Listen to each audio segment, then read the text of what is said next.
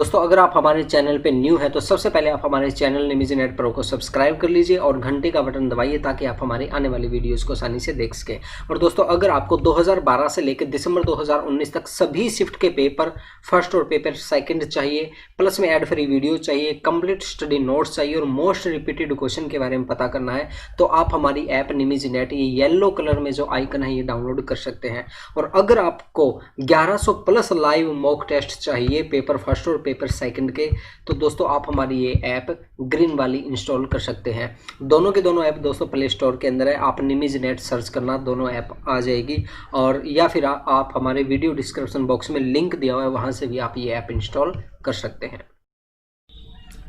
नमस्कार दोस्तों, NTA UGC net research aptitude class 6 आज की क्लास में हम जानेंगे वर्कशॉप क्या होती है, सेमिनार कॉन्फ्रेंस में क्या अंतर है, सिंपोजियम क्या है, कॉन्फ्रेंस और रिसर्च प्रबंध क्या है। इन सभी के बारे में दोस्तों आज हम जानेंगे और ये सभी टॉपिक हमारे लिए ज़रूरी है। इनमें से पहले क्वेश्चन आ चुके हैं और आगे भी इनमें से क्वेश्चन आने की संभावना है। तो दोस्तों इस वीडियो को आप पूरा देखना और ध्यान से देखना। चलिए दोस्तों अब हम इनके बारे में जानते हैं। सबसे पहले हम बात करते हैं दोस्तों रिसर्च पेपर डिज़ाइन की बात करते हैं। आप सभी ने बहुत बार सुना होगा कि रिसर्च पेपर लिखना ज़रूरी होता है, रिसर्च कर रहे होते हैं तब। तो ये होता क्या है एक्चुअली, देखिए रिसर्च पेपर एक छोटे स्तर पे शोध हम कह सकते हैं, छोटे स्तर पे शोध की जाती है और जिसको किसी पुस्तक के अंदर प्रकाशित किया जाता है, पब्लिश किया जाता है। इसमें हम पढ़ते हैं, इसमें क्या होता है देखिए, शैक्षणिक प्रकाशन की एक विधि है। इसमें किसी शोध पत्रिका जर्नल में लेख प्रकाशित किया जाता है या किसी संगोष्ठी में किसी विषय पर एक लेख पढ़ा जाता है। इसमें हम क्या है कि किसी पुस्तक में भी इसको प्रकाशित कर सकते हैं, मैगजीन वगैरह में, या फिर कोई रिसर्च वर्कशॉप है उसके अंदर, सेमिनार वगैरह उसके अंदर भी हम इसको प्रेजेंट कर सकते हैं।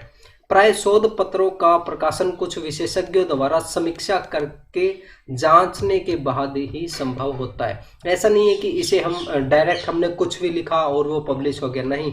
जो हम लिखेंगे वो एक सिस्टमेटिक ढंग से होना चाहिए और उसको जांचेंगे, वहाँ पे जो टीचर वगैरह बैठे हुए हैं वो सभी उसको अच्छे से जांचेंगे, उसके बाद ही उसको पब्लिश करेंगे। शोध प्रपत्र लिखने का कोई निश्चित प्रारूप नहीं होता। प्रत्येक शोधकर्ता अपने ढंग से पेपर लिखता है और पेपर का निजी प्रारूप होता है। रिसर्च पेपर के अवलोकन तथा अनुभव के आधार पर एक व्यापक रूपरेखा विकसित की जा सकती है। एक उत्तम प्रकार की रूपरेखा रिसर्च पेपर के प्रारूप को तैयार करने में सहायक होती है। देखिए दोस्तों, जैसा कि इसने यहाँ पे बताया हुआ कि इसकी कोई वैसे कोई गाइडलाइन नहीं है कि इसकी रूपरेखा ये होनी चाहिए, ये स्टेप होने चाहिए, ये कोई अभी तक फिक्स नहीं है, ये अपने हिसाब से कर सकते हैं। लेकिन फिर भी इसके अंदर कुछ स्टेप ऐसे हैं जो हर रिसर्च पेपर लिखने वाले को ध्यान में रखने ज़रूरी है। देखिए इसके अंदर मैं आपको बता देता हूँ जो स्टेप है। सबसे पहले प्रस्तावना आती है दोस्तों, भूमिका आती है, उसके बाद में विषय वस्तु आती है, कंटेंट आता है हमारा, फिर मुख्य अंग आते हैं और उसके बाद में शोध के प्रमुख निष्कर्ष आते हैं। और वैसे हमने एक और क्लास ली हुई है पहले, अगर आपको ध्यान में हो तो हमने स्टेप ऑफ रिसर्च के बारे में बात की थी। उसके अंदर अलग अलग रिसर्च के क्या क्या स्टेप होते हैं उसके बारे में भी हमने रिसर्च पेपर के बारे में जिक्र किया हुआ है, तो आप वो क्लास भी देख सकते हैं। और उसमें हमने ये भी बताया हुआ कि उनमें से किस तरह से क्वेश्चन आए हैं स्टेप ऑफ रिसर्च से, तो वो क्लास भी आप जरूर देखना। और आगे हम बात करते हैं दोस्तों, जैसे हम प्रस्तावना के बारे में बात करते हैं तो प्रस्तावना में शोध की समस्या की स्पष्ट रूप से परिभाषा दी जाती है, शोध का प्रमुख आशय प्रस्तुत किया जाता है और इसके महत्व का संक्षिप्त उल्लेख किया जाता है। जो प्रस्तावना होती है, भूमिका होती है, उसके अंदर ये होता है। उसके बाद में विषय वस्तु के अंदर क्या होता है, शोध प्रपत्र का रूप रचनात्मक तथा आलोचनात्मक होना चाहिए। ये बहुत ज़्यादा ज़रूरी है दोस्तों। देखिए जब हम रिसर्च पेपर लिख रहे हैं उसके अंदर सभी चीज़ें होनी चाहिए, नेगेटिव और पॉजिटिव, यानी कि आलोचनात्मक भी होनी चाहिए और रचनात्मक भी होनी चाहिए। ये नहीं है कि हम रिसर्च पेपर के अंदर किसी विषय को लेके उसकी तारीफ ही तारीफ की जा रहे है, ऐसा नहीं होना चाहिए। उसके अंदर एक समीक्षा होनी चाहिए, क्या अच्छा है क्या बुरा है, दोनों चीज़ें उसके अंदर होना बहुत ज़्यादा जरूरी है। प्रपत्र के रचनात्मक पक्ष में शोध की प्रमुख क्रियाओं को क्रमशः प्रस्तुत किया जाता है। आलोचनात्मक पक्ष में शोध में कार्य एवं निष्कर्षों का विवेचन आलोचनात्मक ढंग से किया जाता है। ये चीज़ मैंने आपको बता दी दोस्तों, हमें अच्छे से विश्लेषण करना चाहिए हर चीज़ का। प्रपत्र के इस अंक का मुख्य लक्ष्य यह होता है कि जो कुछ शोध में किया जाए उसको प्रस्तुत किया जाए। अब आगे बात है दोस्तों हमारा शोध निष्कर्ष। इसके अंदर क्या होता है, शोधकर्ता को अपने प्रमुख निष्कर्षों को कथनों को प्रस्तुत करना होता है। निष्कर्षों के पक्ष एवं विपक्ष में तर्क भी देने होते हैं। ये वही बात आ गई दोस्तों, इसके अंदर अच्छी और बुरी दोनों चीज़ों को हमें बताना होता है। निष्कर्ष के अंदर भाई हमारी निष्कर्ष में हमारे शोध में क्या अच्छा निकला है क्या बुरा निकला है, ये दोनों चीज़ें हमें बतानी है। आगे हम बात करते हैं दोस्तों हमारा है कार्यशाला या वर्कशॉप। देखिए जैसा नाम से ही पता चल रहा है, जहाँ पे प्रैक्टिकल कार्य हो तो वहाँ पे क्या होगा, वर्कशॉप होगा। वर्कशॉप कार्यशाला एक निश्चित विषय पर परिचर्चा का प्रायोगिक कार्य है, जिसमें समूह के सदस्य अपने ज्ञान एवं अनुभव के आदान प्रदान द्वारा विषय के बारे में सीखते हैं। कार्यशाला में प्रायोगिक कार्य और ज्ञान को अधिक महत्व दिया जाता है। देखिए वही बात आ रही है ना बार बार, इसके अंदर प्रैक्टिकल वर्क को ज़्यादा प्रेफरेंस दी जाती है। इसमें बातचीत के साथ साथ प्रैक्टिकल वर्क बहुत ज़्यादा किया जाता है। अधिकतर कार्यशालाएं निमंत्रित सदस्यों द्वारा आरंभ की जाती है। भागीदारी दी गई समस्या का विषय पर कार्य प्रारंभ करते हैं।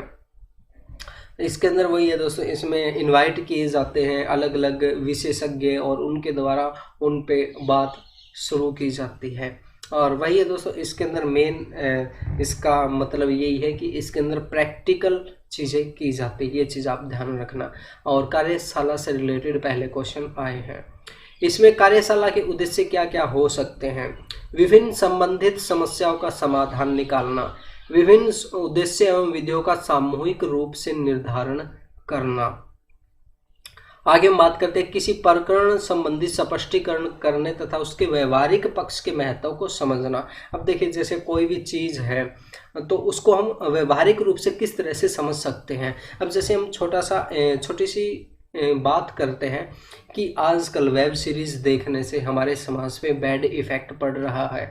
ये हमने मान के चलिए बुक्स में पढ़ ली, न्यूज़पेपर में पढ़ ली, अब हम उसको प्रैक्टिकली देखते हैं। अब मान लो वर्कशॉप के अंदर 6 ऐसे लड़के लेके आए, उनके जीवन पे क्या क्या इफ़ेक्ट पड़ा, उनको हम प्रैक्टिकली दिखाएं सभी लोगों को। वे देखिए वेब सीरीज़ देखने से इन लोगों की ज़िंदगी पे क्या इफ़ेक्ट पड़ा है आप देख सकते हैं, तो वो क्या होगी, वो हमारी प्रैक्टिकल होगी। और अगर उसी चीज़ को हम न्यूज़पेपर में या फिर कहीं बुक्स वगैरह में पढ़े तो वो क्या होगी, थ्योरेटिकल चीज़ होगी। तो यानी कि उसके व्यवहारिक पक्ष को समझने के लिए भी वर्कशॉप का आयोजन किया जाता है।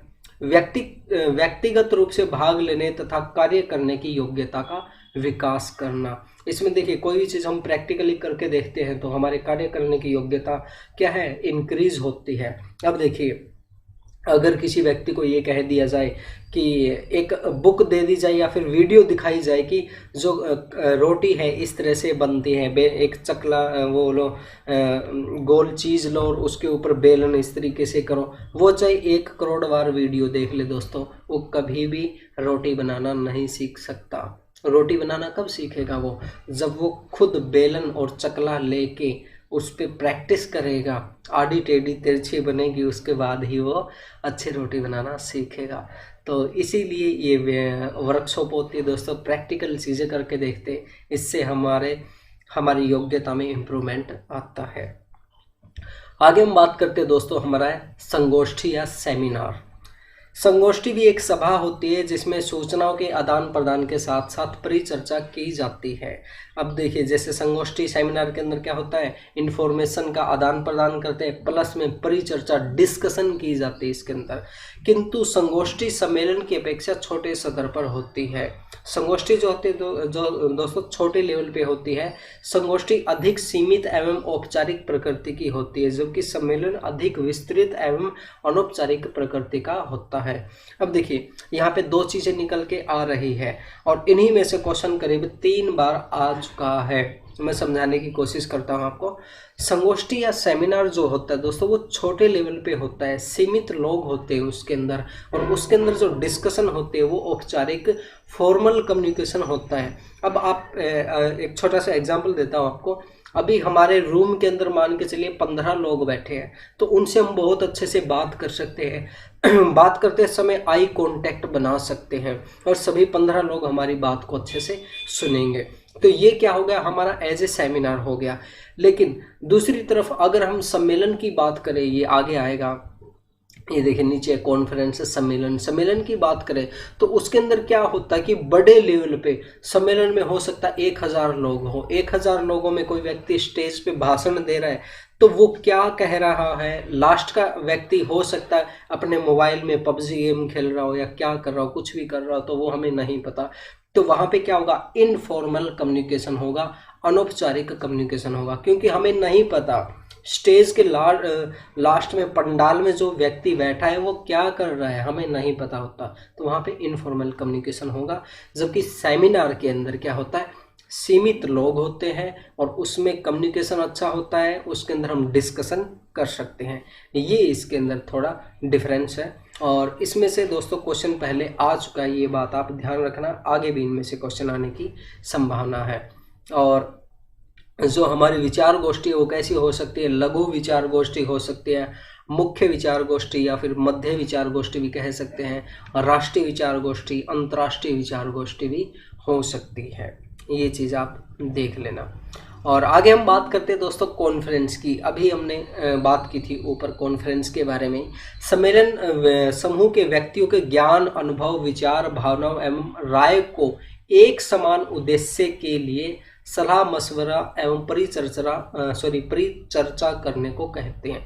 इसके अंदर क्या होता है दोस्तों, कॉन्फ्रेंस के अंदर जैसे ऊपर भी बताया कि इसमें एक तो बहुत ज़्यादा लोग होते हैं और उसके अंदर जो बात की जाती है ना दोस्तों, वो बात ऐसी की जाती है जो सभी के लिए कॉमन हो। उसके अंदर हम किसी एक व्यक्ति के लिए बात नहीं कर सकते, उसके अंदर सभी के लिए लागू होनी चाहिए। जैसे कि एक एग्जांपल देता हूँ, जैसे हमारी वो होती है चुनाव की रैली होती है, तो जो नेता लोग हैं ऐसी बात करेंगे जो पूरी जनता के ऊपर लागू हो, पूरी जनता को भाए वो चीज़, ऐसी बात उसके अंदर हम करते हैं।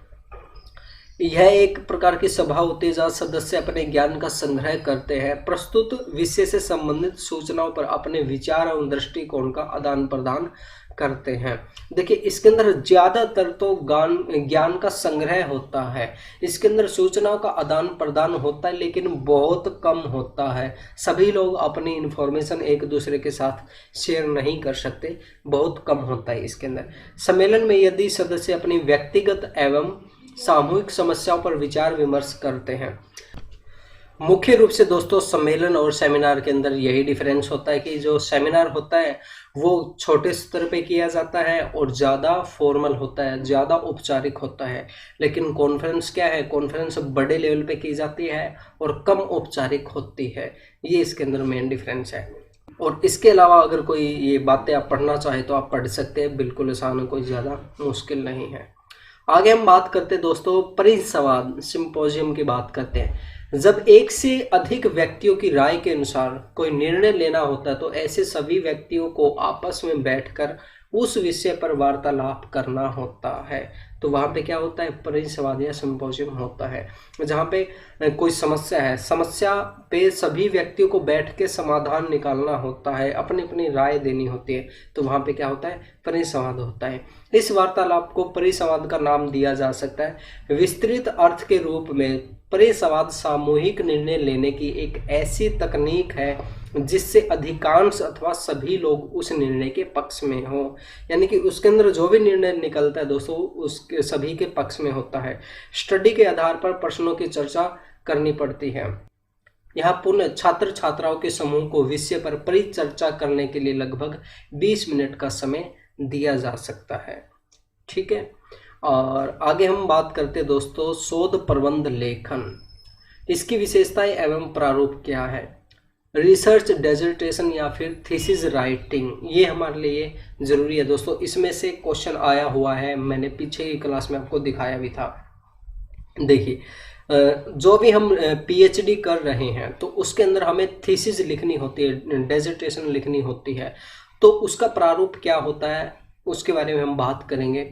स्टेप तो मैंने आपको पीछे की जो क्लास है उसमें बताए थे, आप वो वीडियो देख सकते हैं। ये देखिए, ये हमें थीसिस क्यों लिखनी होती है, डेजर्टेशन क्यों लिखनी होती है, क्योंकि इसी के आधार पर रिसर्चर को डिग्री दी जाती है और सर्टिफिकेट प्रदान किया जाता है। इसके ये दोस्तों हमारे जो एमफिल हम लिखते हैं उसके अंदर लिखनी हो सकती है, या फिर जो पीएचडी है उसके अंदर लिखनी ज़रूरी होती है। और इसको हम एज ए बुक कह सकते हैं या फिर एक ग्रंथ कह सकते हैं। उसके अंदर पूरा का पूरा हमारा रिसर्च वर्क होता है, हमने कहाँ से शुरू किया था, क्या क्या डेटा कलेक्शन किया और हमारा रिजल्ट क्या निकल के आया है, और रेफरेंस हमने कहाँ, रेफरेंस बिब्लियोग्राफी, सारी की सारी चीज़ें उसके अंदर होती है। और शोध प्रबंध लेखन को काफ़ी नामों से, जैसे शोध प्रबंध, शोध निबंध तथा शोध विवरण अथवा शोध लेख आदि से पुकारा जा सकता है। दोस्तों ये सभी एक ही चीज़ है, लेकिन एग्ज़ाम के अंदर कंफ्यूज करने के लिए हमें ये अलग अलग नाम दे दिए जाते हैं। और इनके जो स्टेप है ना दोस्तों, स्टेप मैं आपको बार बार बोल रहा हूँ, आप हमारे स्टेप ऑफ रिसर्च वाले वीडियो देखना, उसके अंदर जितनी भी मुख्य रूप से हमारे रिसर्च होते हैं उन सभी के स्टेप हमने वहाँ पे दिए हुए हैं। तो आप वो वीडियो देख लेना, आपको अच्छे से समझ में आ जाएगा। तो दोस्तों आज के लिए बस इतना ही। उम्मीद करते हैं आपको हमारी क्लास अच्छी लगी होगी। थैंक यू दोस्तों इवनिंग में जो हम थ्योरी करवाते हैं उसी का सुबह हम लाइव मॉक टेस्ट भी लेते हैं। उसके अंदर हम 2012 से लेके अभी तक जितने भी क्वेश्चन आए हैं वो सभी के सभी क्वेश्चन उसमें हम कवर अप करवाते हैं। आपको लाइव मॉक टेस्ट कैसे लेना है, इसके लिए दोस्तों सबसे पहले आप हमारी ऐप निमिज़नेट इंस्टॉल कीजिए। ऐप इंस्टॉल करने के बाद दोस्तों आपको चैट के ऊपर क्लिक करना है। ये देखिए चैट का ऑप्शन आपको नीचे दिखाई दे जाएगा। यहाँ पे क्लिक करने के बाद दोस्तों आपके सामने ये आएगा फरवरी 2021 बैच वीडियो एंड इन्फॉर्मेशन, इसके ऊपर क्लिक करना है। यहाँ पे क्लिक करने के बाद दोस्तों यहाँ पे हम डेली के डेली लिंक डालते रहते हैं। जैसे सुबह 9 बजे हमारा लाइव मॉक टेस्ट होता है तो हम इसको रात को या सुबह 7 बजे इसमें लिंक डाल देते हैं। आपके पास दोस्तों नोटिफिकेशन भी आ जाता है, या फिर आप मैन्युअली ऐप में आके यहाँ पे चैट पे भी इस लिंक को ले सकते हैं और बिल्कुल आसानी से हमारी लाइव क्लास ज्वाइन कर सकते हैं। थैंक यू दोस्तों।